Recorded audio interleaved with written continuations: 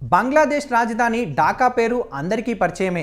ఢాకా అన్న పేరు రావడానికి కారణం ఏమిటన్న విషయం మీద చాలా వాదనలే ఉన్నాయి. వాటిలో ప్రముఖమైన వాదన ఢాకేశ్వరి దేవి ఆలయం. ఢాకాలో ఉన్న ఈ ఆలయం మీదుగానే ఆ ఊరికి ఆ పేరు వచ్చిందని అంటూ ఉంటారు.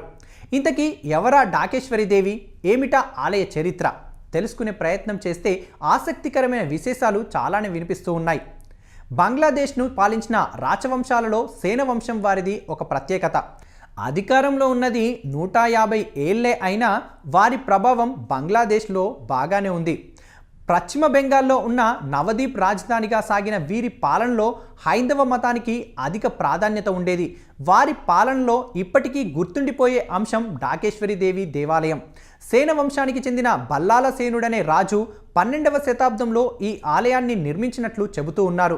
ఢాకేశ్వరి దేవి ఆలయం వెనుక ఉన్న కథ ఏమిటో ఎవరికీ తెలియదు. ఒకప్పుడు ఇక్కడంతా దట్టమైన అరణ్యం ఉండేదట. ఆ అరణ్యంలో ఓ చోట ఢాకేశ్వరి దేవి ఉన్నట్లు బల్లాల దేవునికి కల వచ్చింది. ఆ ప్రదేశాన్ని తవ్వించిన రాజుకి అక్కడ అమ్మవారి విగ్రహం బయటపడింది. దాంతో అక్కడే ఓ బ్రహ్మాండమైన ఆలయాన్ని నిర్మించారు. ఢాకేశ్వరి వెలిసిన ఈ ప్రదేశం శక్తిపీఠాలలో ఒకటని బంగ్లా హిందువుల నమ్మకం. అమ్మవారి కిరీటంలోని మణి ఇక్కడ పడిందని అంటూ ఉంటారు. ఢాకేశ్వరి దేవి ఆలయం ఎన్నో ఆటుపోట్లను ఎదుర్కొంటూ వచ్చింది. విదేశీయులు దండయాత్ర చేసిన ప్రతిసారి ఈ ఆలయాన్ని ధ్వంసం చేస్తూ వచ్చారు. ఇక 1971 సంవత్సరంలో బంగ్లాదేశ్ మీద పాకిస్తాన్ సైనికులు జరిపిన దాడిలో ఆలయం మరింతగా దెబ్బతిన్నది. బాబ్రీ మసీదు కూల్చివేత సందర్భంలోనూ దుండగులు ఈ ఆలయాన్ని నేలమట్టం చేసే ప్రయత్నం చేశారు.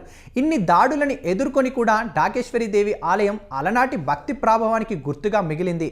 ఢాకేశ్వరి ఆలయంలో 10 చేతులతో కనిపించే కాళికా అమ్మవారితో పాటు వాసుదేవుని విగ్రహం, శివలింగాలు కూడా కనిపిస్తూ ఉంటాయి.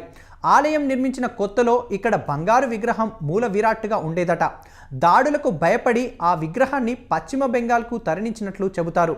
ప్రస్తుతం బంగ్లాదేశ్లో ముస్లింల సంఖ్య అధికం. కానీ ఈ గుడికి ఉన్న ప్రాధాన్యత దృష్ట్యా ఈ ఆలయాన్ని బంగ్లా జాతీయ మందిరంగా ప్రకటించారు. దసరా, జన్మాష్టమి లాంటి రోజులలో ఈ ఆలయంలో మంచి సందడి కనిపిస్తూ పూర్వ వైభవాన్ని గుర్తు చేస్తుంది.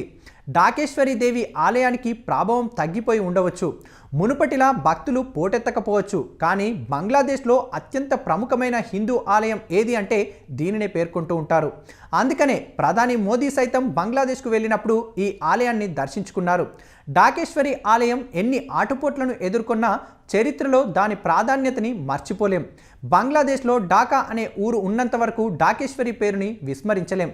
ఈ వీడియో కనుక నచ్చినట్లయితే లైక్ చేయండి, కామెంట్ చేయండి, షేర్ చేయండి అండ్ సబ్స్క్రైబ్ కండి. Thanks for watching our eagle media works.